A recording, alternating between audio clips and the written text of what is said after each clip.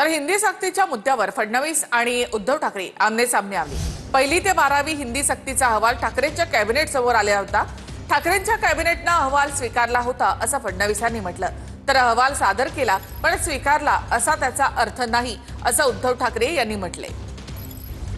हिंदी सक्ती हवीच कशाला असा एक वृत्तपत्रीय लेखाचा संग्रह हा प्राप्त झालेला आहे।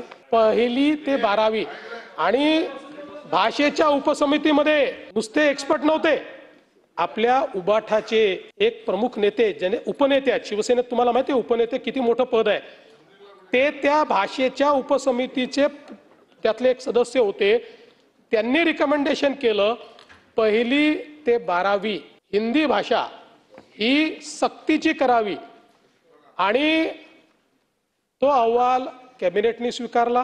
या धोरणाची अंमलबजावणी करण्याच्या अनुषंगाने स्थापन करण्यात येणाऱ्या मुख्यमंत्री यांच्या अध्यक्षतेखालील या कार्यगटात उपमुख्यमंत्री वगैरे कोण होते त्यांची नावं दिलेली आहेत। याचा अर्थ काय की तो अहवाल सादर केला गेला म्हणजे तो स्वीकारला गेला असं होत नाही।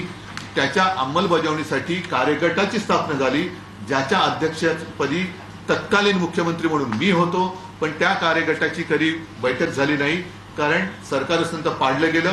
म्हणून मी जे काय म्हटलं की तो अहवाल मी वाचला देखील नाही।